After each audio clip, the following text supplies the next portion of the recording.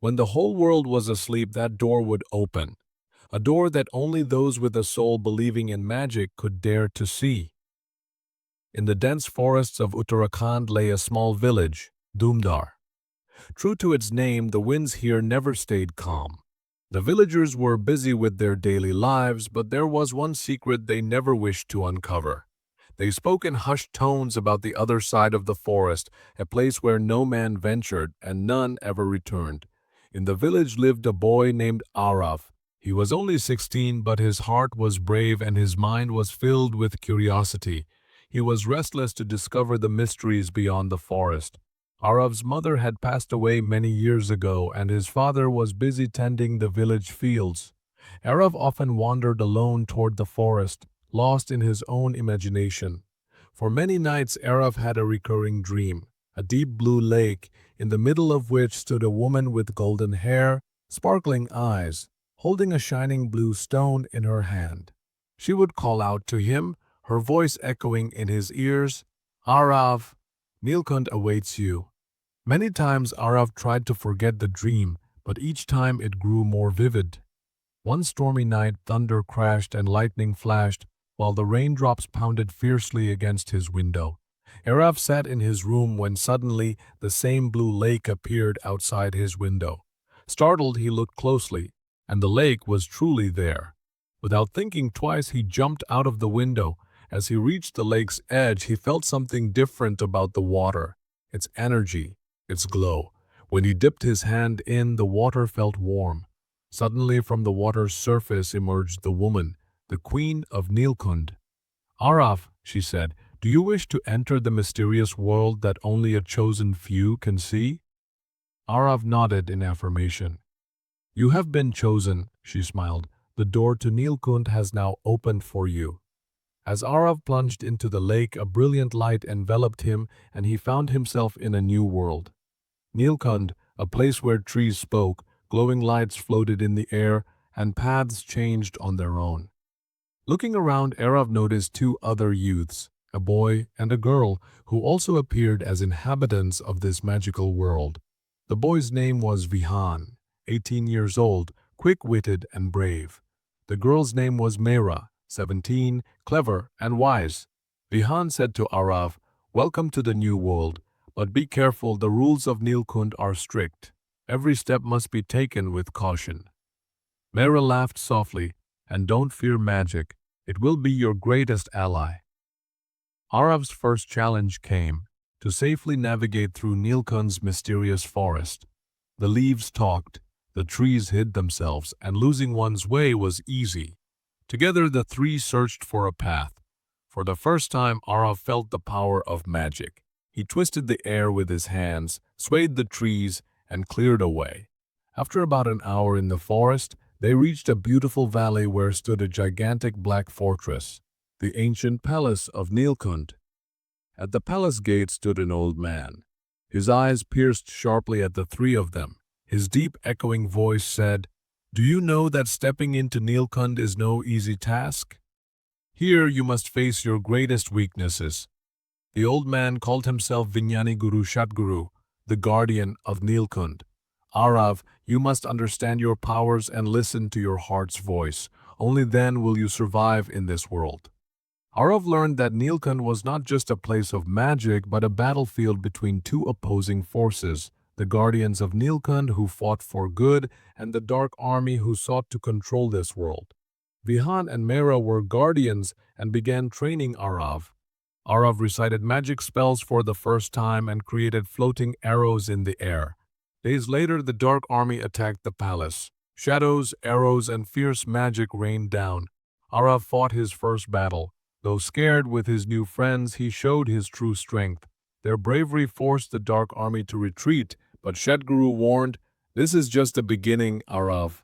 Many more dangers await." One day, in the palace's ancient library, Arav found a book titled "The Greatest Secret of Nilkund," the stone that can change everything. The book revealed that whoever possessed this magical blue stone could become the ruler of Nilkund. Arav realized it was the same stone the woman had shown him in his dreams. Arav, Vihan, and Mera decided together to find the magical blue stone, But the path ahead was far from easy. Numerous puzzles, magical creatures, and hidden enemies awaited them. One day, while traveling through the dense forest of Nilkund, they came across an old sage sitting quietly with a magical device. The sage said, "I have been waiting for you, Arav. Your arrival will bring change to Nilkund. I will show you the path of magic, a path not easy to understand." The forest around them was alive and ever-changing. The trees seemed to shift their shapes, and the air shimmered with unseen energy. The sage's face was deeply lined with age, but his eyes sparkled with the wisdom of many lifetimes. In his hands he held a magical instrument that glowed faintly like stars in the night sky. Slowly the sage began teaching Arav the fundamental mantras of magic. He explained that magic was not just power but the voice of the soul itself. Without calming the mind, magic remained incomplete. Close your eyes, take a deep breath, and awaken the light of Nilkund within you, the sage instructed gently. After days of focused practice, Arav learned to bend the wind with his hands, summon flames of fire, and control water with ease. Meanwhile, the forces of darkness were also moving. Their leader, Kalarup, an ancient sorcerer, sought to drown Nilkund in his black power. Kalarup commanded his army, "Seize the magical blue stone of Nilkund. Whoever possesses it shall become the master of this realm." The three friends arrived at an ancient temple, its walls carved with mysterious symbols and riddles. Mera said, "We must solve these puzzles to reach the stone, otherwise it will be impossible." The first riddle read, "It walks but does not take steps. It speaks but has no voice." Arav thought for a moment and answered, "It must be a shadow." As soon as he spoke, the temple doors opened on their own.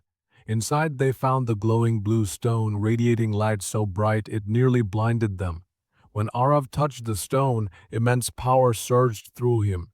He realized that he was not just learning magic, he was connecting to the very soul of Nilkund. Suddenly Kalarup and his army attacked the temple. His eyes burned red, and black flames poured from his hands. The battle was fierce, with magic and arrows raining down from both sides. Using his newfound powers, Arav shot arrows made of wind and hurled fireballs at Kalarup. During the fight, Vihan was severely injured. Mera and Arav rushed him outside the temple. Vihan said weakly, "Arav, now you are the guardian of this world. I believe you will save it." Vihan's words strengthened Arav's resolve. Arav, Mera, and the sage agreed that to defeat Kalarup, they would need not only magic but also cunning and the power of friendship. The sage said, "The true strength of Nilkund lies in its people. You must unite everyone." Arav and Mera began seeking out old allies scattered across Nilkund. They met warriors who had once fought against darkness and had sworn to protect this magical world with their powers. The sage read an ancient prophecy. When the blue stone's light shines upon all, the final battle will decide Nilkund's fate. Arav felt the battle was not far away, but very close. Nilkund's glow was spreading to every corner. Arav's strength grew each day, but so did the danger. Kalarup's dark army was plotting to seize full control. After the temple battle, Arav understood that no one could win this fight alone. He, Mera, and the sage began a mission to find powerful magical warriors scattered throughout Nilkund. Their first destination was the Golden Valley, home to the wind sorcerers. The leader there was Vayuchakra, a swift and elderly mage whose very hands seemed to hold the power of the air. Arav humbly said, "Vayuchakra-ji, we need your help. Kalarup's army is destroying Nilkund. We must unite." Vayuchakra replied solemnly, "This time calls not just for magic, but also for courage and faith. My people stand with you." Next, Arav, Mera, and the sage ventured toward the mysterious mountains where the Earth Masters lived, those who could control the ground itself.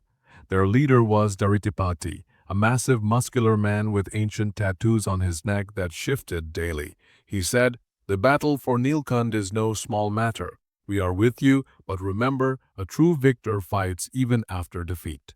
The three friends united all the powerful warriors from across Nilkund, and their armies became one. But Kalarup was no less powerful. To strengthen his dark army, he began practicing ancient shadow spells. He unleashed a terrifying creature, the Shadow Lord, the greatest threat to Nilkund. Its eyes burned like fire, and it could spread everywhere like a shadow. One night, when all the warriors of Nilkund were resting in search of peace, the Shadow Lord attacked. It started stealing magical energy while flying through the air. Arav woke up, his heartbeat racing. He quickly summoned his magic. He formed arrows from the wind and chased the Shadow Lord with flames of fire, but the Shadow Lord was fast and vanished every time. Mara calmly said, "We need to trick the Shadow Lord. If we trap it in one place, we can weaken its power." The Guru suggested, "The Shadow Lord relies on its shadow. We must lure it away from places where there is light." Together the three planned they would lead the Shadow Lord towards the Sun Temple, where the sunlight always shines. The next day, Arav and his team began attracting the Shadow Lord towards the Sun Temple. The Shadow Lord sensed their magic and attacked, but Arav created a strong bond from the wind that trapped its shadow. Mara swiftly waved her magical wand and focused the sunlight on the Shadow Lord. The Shadow Lord screamed as its shadow began to break, and finally it burned away and vanished in the light of the Sun Temple. This victory marked a great change for Nilkund. All the warriors became more united than ever. But the Guru warned, the Shadow Lord was only the beginning. Kalaroop's true intentions are yet to unfold. Arav said firmly, "I will fight this battle till the end, no matter what." Mara smiled and said, "We're all with you, Arav." What will happen in the upcoming battle? Will Arav and his companions succeed in defeating Kalaroop's darkness? The magic in the air of Nilkund was growing deeper. Though the warriors' morale was high after defeating the Shadow Lord, the Guru's words echoed like a warning. Kalaroop's true intentions are yet to be revealed. Arav, Mera, and the Guru decided they must uncover Kalaroop's real plans. The Guru pulled out an old page from his ancient books that mentioned a magical mirror, the mirror of the future. It was said to reveal terrifying truths of the future, but using it also carried great risks. "We must find this mirror and learn about Kalaroop's conspiracies beforehand," the Guru said seriously. The three set out to find the mirror, hidden deep in the desolate Jada forest, a place filled with magic where every tree held its own secret. As they ventured deeper into the forest, cold winds and strange sounds greeted them. Mara tightly gripped her glowing magical wand. "Be careful, this place itself is magic," the Guru whispered. "At every step, magical traps are set." After some distance, they reached a massive waterfall. Beneath it was a cave where the mirror was hidden, but an ancient riddle was inscribed at the cave entrance. "He who sees everything yet himself is darkness. Guardian of time, the true mirror of truth he is." Arav thought silently. This riddle means whoever stands before the mirror will be like a shadow or hidden. Mara immediately suggested, "Maybe we have to cloak ourselves like shadows, or use a spell that reveals the answer." The Guru began chanting a mantra, and a soft blue light enveloped all three, making them almost invisible in the darkness. Arav slowly stepped inside the cave. There stood a huge mirror framed with gold and silver, shining with countless symbols and lines. As Arav stood before it and saw his reflection, a blurry image appeared on the mirror's surface. A shadowy figure holding a huge staff with the power to burn Nilkund. "That is Kalaroop," Mara said hesitantly.